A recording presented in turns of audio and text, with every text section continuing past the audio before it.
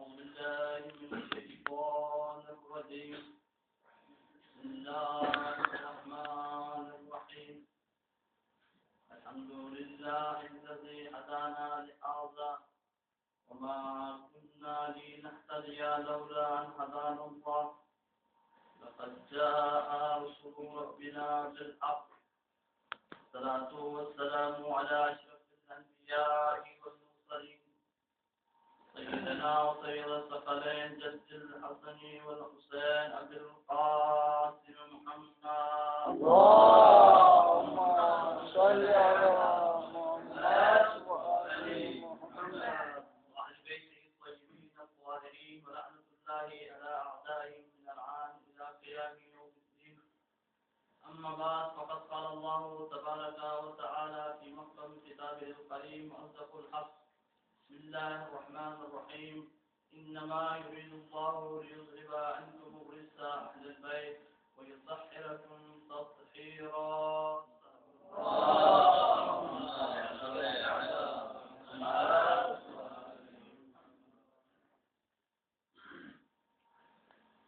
عزیزان محترم، میں اپنے موضوع کی طرف آنے سے قبل چند گزارشات اور تمہیداً چند کلمات عرض کرنا ہے. وہ یہ ہے کہ بہت ساری مناسبتیں ابھی آنے والی ہے اور ان مناسبتوں میں مریضوں کے لیے بھی دعاؤں کا طلبگار ہوں اور بالخصوص ہم سب آپس میں خیریت و عافیت اور جس مقصد کے لیے آئے ہیں اس کے لیے دعاؤں کا خواہشمند ہیں، کیونکہ دعائے عرفہ جب پڑھنے کے لیے کربلا کی سرزمین میں ہم سب جائیں گے انشاءاللہ، تو اس کربلا کی اس سرزمین کے لیے اور خصوصاً دعائے عرفہ کے بارے میں ہے کہ جو شخص مقام عرفہ میں ہو کے دعا کرتا ہے اس کی فضیلت کچھ اور ہے. جو شخص مقام کربلا میں آ کر سید الشہداء کے قبے کے زیر میں آ کر تحت قبے میں آ کر جو دعا کرتا ہے اس کی کیفیت بھی کچھ کم نہیں ہے. اس کے بارے میں امام زین العابدین علیہ السلام اللهم صل على محمد وآل محمد فرماتے ہیں جو شخص مقام یعنی جس وقت یوم عرفہ یعنی شب عرفہ کو جو شخص کربلا میں تحت قبے میں آ کے دعا کرتا ہے، 2 رکعت نماز پڑھنے کے بعد دعا کرتا ہے، تو اس کے لیے ثواب کیا ہے؟ 70 حج اور 70 عمرے کے برابر ہے. اور بعض کتابوں میں 70 حج، 70,000 حج اور 70,000 عمروں کا بھی لکھا گیا ہے کہ اس کے ثواب اتنا ہے. اور جو شخص یوم عرفہ دعا کرتا ہے تو یقیناً اس دن کوئی بھی انسان جو ہے کوئی بھی کسی بھی انسان کی دعا رد نہیں ہو جاتی. ایک شخص امام زین العابدین علیہ السلام کے پاس آ کے عرض کرنے لگے، مولا آج مجھے جو ہے کسی چیز کی احتیاج ہے، مجھے عنایت کیجیے. تو میرے مولا نے کیا فرمایا؟ کہا کہ آج کا دن وہ دن ہے پروردگار عالم کے حضور میں جا کے دعا کرو، کسی کو بھی رد نہیں کرتا ہے. یہاں تک کہ اگر کسی کے پیٹ میں شکم مادر میں اگر کوئی بچہ ہو تو اس بچے کے بارے میں اگر ماں یا باپ دعا کرے تو یقیناً ان کی دعا کی مراد کے مطابق وہ بچہ دنیا میں آئے گا. تو یقیناً جب شکم مادر میں ہونے والے بچے کی کیفیت کچھ اس طرح ہے تو تم آج جو یوم عرفہ ہے اور عرفے کے دن اس قسم کی دعا کیوں کرتے ہو کہ دنیا والوں سے طلب کرتے ہو؟ بلکہ آج میں خدا سے طلب کرنا چاہیے. یہ دن ہی پروردگار نے عیدوں میں سے قرار دیا، حالانکہ اس دن کو عید قرار نہیں دیتے بلکہ عرفہ کہتے ہیں. وہ عرفہ اس وجہ سے کہا گیا ہے کہ کیونکہ اس وقت انسانوں کے حاجات بلند ہو جاتے ہیں، انسانوں کی تمنائیں اور انسانوں کی تمام خواہشات پروردگار کے بارگاہ میں پہنچتی ہے اور پروردگار انہیں قبول کر دیتا ہے. تو یہ مقدس ایام ہے اور مقدس ایام انشاءاللہ ہم وہاں جائیں گے. اور ایک دن بہت غم کا بھی دن ہے، وہ 8 ذی الحجہ ہے جس میں شہادت امام محمد باقر علیہ السلام ہے. شیعہ جہاں کے لیے بہت ہی خطرناک دن ہے، کیونکہ جس دن آل محمد کے گھرانے میں جو غمزدہ ہو یعنی آل محمد کے گھرانے میں جو غم ہو وہ تمام شیعہ ہجر کرار کے لیے بھی غمزدہ ہے. لہذا میرا موضوع ہے طہارت اہل بیت. تو میں اپنے موضوع کی جانب آتا ہوں. سورہ احزاب آیت نمبر 33 کی میں نے تلاوت کیا، جس میں خدا کے دوارا یہ ارشاد فرما رہا ہے انما یرید اللہ لیذهب عنکم الرجس اہل البیت ویطہرکم تطہیرا. اللہ انما یرید اللہ یہ چاہ رہا ہے کہ تمام قسم کی رجس کو، تمام قسم کی نجاسات کو اہل بیت سے پاک کرے، اور یہ سب پاک کرنے کا حق ہے. یہ مختصر ترجمہ ہے.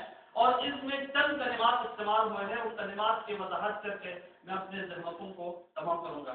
وہ یہ ہے کہ اس میں چند کلمات استعمال ہوئے، انما یرید اللہ، سب سے پہلے کہ اللہ کا ارادہ ہے، اللہ کا ارادہ، اس ارادے کی دو قسم ہے، ایک انسانوں کے متعلق ارادہ ہے، اللہ جسے چاہے عطا کر دیتا ہے، جسے چاہے اسے غنی کر دیتا ہے، جسے چاہے اس کے درجات کو بلند کر دیتا ہے، جسے چاہے اسے غنی کر دیتا ہے، جسے چاہے اسے دنیا کے تمام معلومات سے عنایت کر دیتا ہے، جسے چاہے حق سے اسے جو ہے دور رکھ دیتا ہے، کیونکہ اس کے اندر حق کو قتل کرنے کی صلاحیت ہے ہی نہیں، کیونکہ یہ ارادہ انسانوں کے متعلق ہے۔ اور ایک ارادہ وہ ہے جو انسانوں کے متعلق نہیں، بخود اللہ کی ذات کے متعلق ہے، وہ ارادہ یہ ہے کہ اٹل ہونا ہی ہے، جس کے بارے میں قرآن نے کہا کہ کن فیکن، جس کے بارے میں ہونا ہے تو وہ ہو جائے، کیونکہ کن کہا فیکن وہ ہو گیا۔ یہ اللہ کا وہ ارادہ ہے جو پروردگار کا اٹل فیصلہ ہے کہ جس کے بارے میں ہونا ہی ہے۔ اور انسان کے متعلق جو ارادہ ہے اس کے بارے میں یہ ہے کہ اس کے جس کو کیا مشیت بھی کہا جاتا ہے، انسان اتنا تقرب حاصل کرے کہ خدا کے بارگاہ میں خدا کا مطیع بن جائے، اور خدا کے بارگاہ میں اب انسان ہی خدائی سے یعنی مخلوق خدا یعنی اب سے خدا کہے، اس انسان کے لیے پروردگار ایسا اراد کر دیتا ہے جب اسے بلال بنا دیتا ہے، سمار بنا دیتا ہے، افضل غفاری جیسے عظیم شخصیات بنا دیتا ہے، کیونکہ وہ مطیع پروردگار ہے۔ کس کے تحت؟ پروردگار کے بارگاہ میں جو کچھ پروردگار نے نازل کیا ہے، جو کچھ انہیں کہا ہے، اس کے مطابق انجام دینے کے بعد کیا ہے، پروردگار انہیں اس سے درجات دے دیتا ہے کہ ان کے درجات کی کیا کیفیت ہے، کسی کو 10 درجے پر فائز کر دیتا ہے، کسی کو 9 درجے پر فائز کر دیتا ہے۔ تبھی تو اہل بیت نے کہا کہ یہ ہم اہل بیت میں سے، سلمان منا اہل بیت، کیوں کہا؟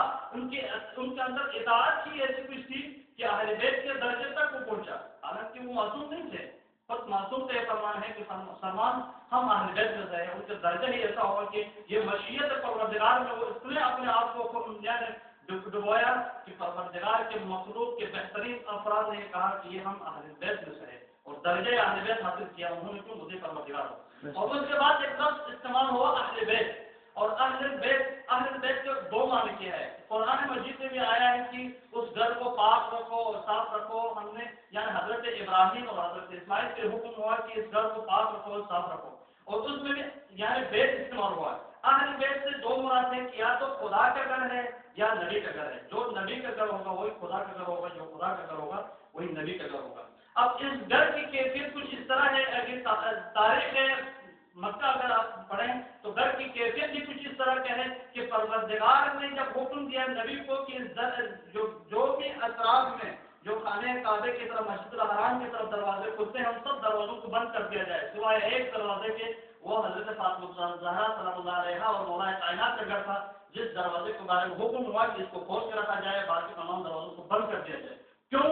اس کے اندر یہ خصوصیت ہے کہ تمام وہ لوگ جو وہاں رہتے تھے، جن کے دروازے مسجد الحرام کی طرف کھلتے تھے، ان سب کو بند اس لیے کرا دیا تاکہ نجاست کے عالم میں، نجاست کی حالت میں وہاں گھومے نہیں، کیونکہ نجاست کی حالت میں مسجد الحرام کو گھومیں گے تو ان کو رجس سے پاک رکھنے کے لیے، رجس سے دور رکھنے کے لیے، اس گھر سے دور رکھنے کے لیے ان کے تمام دروازوں کو بند کر دیا، سوائے وہ گھر جس کے بارے میں سب پروردگار عالم نے کہا کہ انما یرید اللہ لیذهب عنکم الرجس اہل البیت ویطہرکم تطہیرا۔ اور ایک لفظ تطہیر استعمال ہوا ہے۔ اب اس لفظ کی بھی کیا خصوصیت ہے، اس کے علماء بیان کرتے ہیں کہ تطہیر کا معنی دو ہے، تطہیر یا تو یعنی باطنی ہوتا ہے یا تطہیر کا معنی ظاہری ہوگا، اور ظاہری جو تطہیر ہے جیسے سورج زمین کو پاک کر دیتی ہے، اسلام کفر کو پاک کر دیتی ہے، پانی انسان کی ظاہری نجاست کو پاک کر دیتا ہے، اور باطنی نجاست وہ ہے جو قلب کی نجاست ہے، روح کی نجاست۔ اس نجاست کے بارے میں کتاب یہ نجاست اہل بیت سے ایسا پاک ہے، نہ قلبی نجاست ان کے قریب آ سکتی ہے، نہ باطنی نجاست ان کے قریب آ سکتی ہے، نہ ظاہری نجاست ان کے قریب آ سکتی ہے۔ اور قلبی نجاست یعنی قلبی اور ظاہری نجاست کے بارے میں مثال یہ ہے کہ جب امام حسن اور امام حسین کی ولادت ہوئی تو آپ یہ سب جانتے ہیں کہ یمانی نے جب مولا پیغمبر اکرم صلی اللہ علیہ وسلم کے سامنے کہا کہ ہم نے اس بچے کو غسل نہیں دیا، ہم آپ کو ابھی کیسے سامنے لا سکتے، تو رسول اعظم نے فرمایا ہمارے آنے والے بچے اہل بیت کے گھر کے افراد وہ بچے ہیں جن کو تم ظاہری نجاست سے تعلق نہیں کر سکتے، عام انسانوں کی جیسے نجاست نہیں ہوتی، ہمارے بچے وہ ہوتے ہیں جو پاک ہیں، جس کے بارے میں خود خاتون جنت کے بارے میں بطور ان کا ایک لقب ہے، بطور اس وجہ سے کہا کہ تمام ظاہری نجاست سے وہ پاک ہے اور باطنی نجاست سے بھی پاک ہے۔ بطول رسول اس لیے کہا جاتا ہے کہ خون حیض انہیں آتا ہی نہیں. تمام دنیا کے خواتین میں دیکھیں کہ خون حیض سے وہ کوئی خاتون جو ہے نا وہ پاک نہیں ہے کہ خون حیض نہ آتا ہو. ہر خاتون اس جو ہے نا نجاست کے ساتھ متمسک ہے. لیکن ایک خاتون وہ ہے جس کو بطول کہا گیا ہے, اس خاتون جنت ہے, اس خون سے بھی پاک ہے. اور باطنی اس کے علاوہ یہی وہ نجاست ہے جو انسان کو ظاہری اور باطنی نجاستوں سے جو ہے یہ اہل بیت علیہ السلام پاک ہے. اور ان کی اہمیت اور ان کی فضیلت اس وقت پتہ چل جائے گی جب ان کے تفاصر کی طرف لے لو. شیعہ تفاصر اور اہل سنت کی تفاصر دونوں میں متفقہ فیصلہ ہے کہ یہ آیت مبارکہ نہیں بلکہ کہا کہ چوتھائی حصہ قرآن کا اہل بیت کی شان میں ہے. اور اس آیت مبارکہ کے اندر جو وضاحت ہوئی ہے اور جو باتیں بیان کی گئی ہے اس کے تمام یعنی کامل المصداق اہل بیت علیہ السلام کی ذات ہے, جس کے بارے میں کہا گیا ہے کہ یہ آیت اس وقت نازل ہوئی جب رسول اعظم خانہ سیدہ میں تشریف لائے اور لانے کے بعد کیا عجیب کیفیت تھی. جیسے آنے کے بعد کہا کہ میں اپنے بدن میں ذوق کی کیفیت محسوس کر رہا ہوں, مجھے یعنی چادر دیجیے. چادر کا معنی کیسا کا معنی کیا ہے, کیسا یعنی کمبل یا چادر کا دونوں معنی کیا ہے. اور اس کی چادر طلب کیا تو امام حسن وہاں تشریف لائے اور آنے کے بعد کیا کیفیت محسوس کیا, کہا میں محسوس کر رہا ہوں, میں اپنے نانا کی خوشبو محسوس کر رہا ہوں. امام حسین تشریف لائے, کہا کہ میں اپنے نانا کی خوشبو محسوس کر رہا ہوں. مولا کائنات تشریف لائے, کہا میں اپنے بھائی جان کی جو ہے خوشبو محسوس کر رہا ہوں. جب یہ خوشبو محسوس کرنے کے بعد وہاں تشریف لائے تو کیا ان کی عظمت تھی کہ جب چادر میں آنے کے بعد خدا سے دعا کیا, اور جب یہی دعا نہیں بلکہ آسمان میں فرشتے بھی جو ہے نا جب عرش اولا میں فرشتے بھی جگمگانے لگے, کہا یہ وہ کون ہے جو زمین پر جو ہے نا ستاروں کی طرح جو ہے نا چمکتے ہیں. تو تب اللہ کا فرشتہ جب زمین پر آنا چاہا تو اس نے بھی اجازت لے کے آئے تو تکمیل لے کر آیا, اور آنے کے بعد چھٹوں میں وہ بھی داخل ہو گیا. دراصل کہنے کا مطلب یہ ہے کہ حدیث سے قصے کا پورا ختم یہی قرآن مجید کی یہ آیت ہے, جس آیت کے نزول کے بارے میں کہا جاتا ہے کہ یہ آیت کا پورا مزاج حضرت علیہ السلام کی ذات ہے. اور شام میں قوت شام میں اتنی تیز کی معصوم کی امام حسن آئے تب بھی کہا کہ میں اپنے نانا کی خوشبو محسوس کر رہا ہوں, اور امام حسین آئے تب بھی یہ کہا کہ میں اپنے نانا کی خوشبو محسوس کر رہا ہوں. مولا کائنات تشریف لائے تب بھی کہا کہ میں اپنے بھائی جان کی خوشبو محسوس کر رہا ہوں. اور کیفیت کیا تھی, آنے کے بعد سلام کرنے کے بعد تشریف لائے اندر گھر میں, اور ہمیں یہ بتلانا چاہتے ہیں کہ جب بھی کسی کے گھر میں داخل ہو تو پہلے سلام کرو, سلام کرنے کے بعد اور اندر داخل ہو جاؤ. اور یہ قوت شامہ انسانوں کی قوت شامہ سے مختلف ہے. اہل بیت کی قوت, معصوم کی قوت شامہ اہل بیت ہم عام انسانوں کی قوت شامہ سے مختلف ہے. اس کی مثال کیا ہے, اس کی مثال یہ ہے کہ جب مصر سے جناب یعقوب علیہ السلام کے پاس حضرت یوسف کا کرتا پہنچا تو جب کرتا پہنچتے ہی وہ قوت شامہ سے یہ محسوس کیا کہ میرا بیٹا زندہ ہے, اور میں محسوس کر رہا ہوں کہ یوسف علیہ السلام زندہ ہے. اور یوسف کی خوشبو محسوس کرنے کے بعد یہ قوت شامہ کے لیے جو بیان کیا ہے کہ قوت شامہ انسان کے لیے وقوع اور محل کی ضرورت ہے کہ وہ تب کسی چیز کو دیکھے سن کے تب پہچان سکتا ہے. لیکن اہل بیت کے لیے مسافت اور قوت اور مسافت اور یہ زمانہ اور ان کے لیے قیود نہیں ہے. مصر کہاں ہے تو حضرت یوسف علیہ السلام اور حضرت یعقوب علیہ السلام کہاں ہیں, ان دونوں کیفیتوں کو دیکھیں. اور اس کے بعد امام علیہ السلام نے امام محمد باقر علیہ السلام کا وہ قول معروف کہ کہا کہ انسان کے لیے المعرف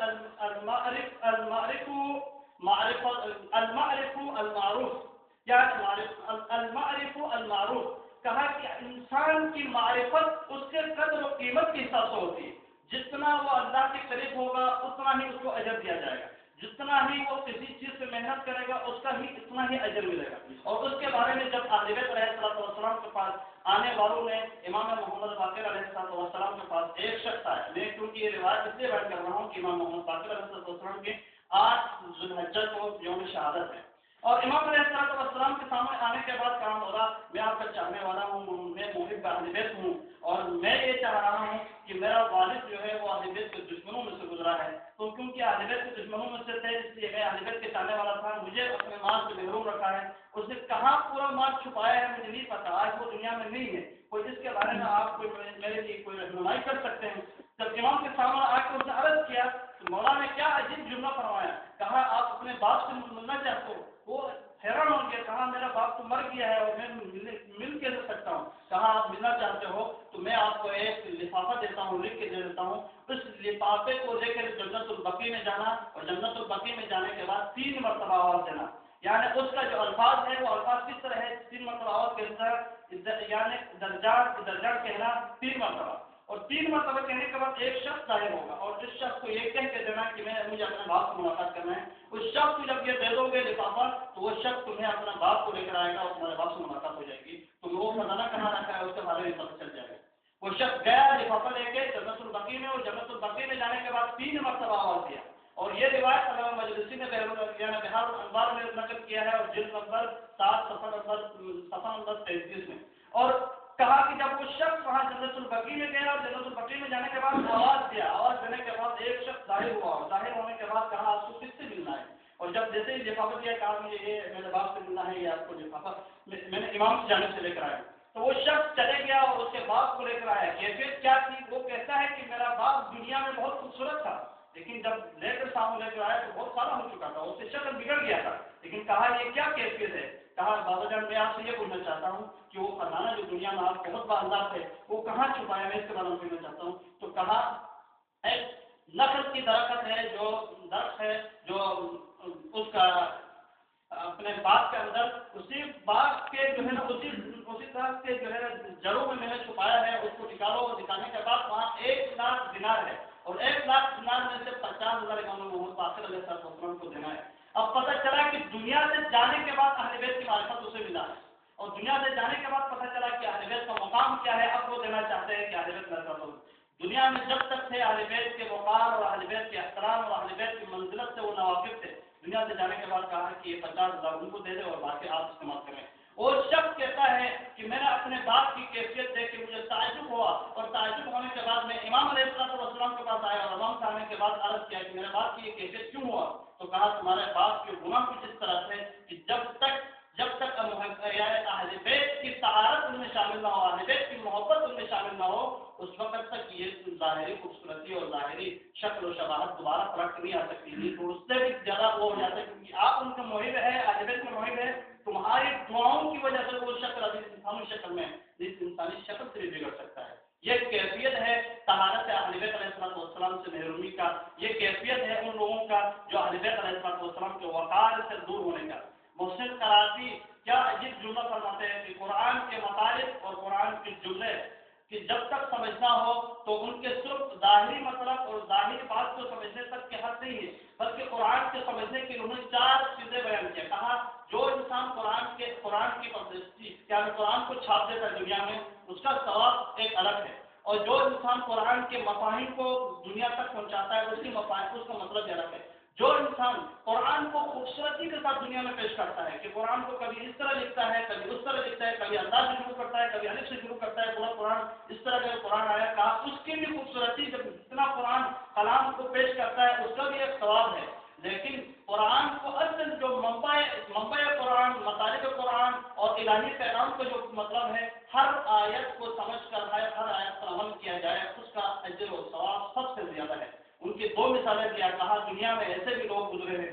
ایک شخص نے ایک سورہ لکھا ہے، سورہ کوثر لکھا ہے تقریباً 4 من کے لوہے پر. تو اب محسن قرافی جو مشہور ٹی وی میں جو درس تفسیر دیتا ہے ایران کا، وہ کہتا ہے کہ میں نے اپنی زندگی میں ایسا قرآن کبھی نہیں دیکھا کہ جو ایک سورے کو 4 من کے جو ہے نا لوہے پر لکھا ہے. تو پورا قرآن کتنے منوں پر ہوگا؟ جب ایک سورہ کوثر 4 من کے جو ہے لوہے پر مشتمل ہے تو پورا قرآن کتنے منوں پر ہو، کتنے ٹنوں پر ہوگا؟ اب ایسا قرآن سے کیا انسان کو نفع پہنچ سکتا ہے؟ لیکن یہ ہو سکتا ہے کہ اس نے اپنا جو ہے نا مہارت دکھایا کہ میں نے اس طرح قرآن کو لکھا ہے. لیکن ایک شخص یہ دوسرے شخص کو کہا کہ جو انسان دنیا کے پبلسٹی یعنی قرآن کو پہنچانا چاہتے ہیں، چاول کے دانے پہ پورا ایک آیت لکھا ہے.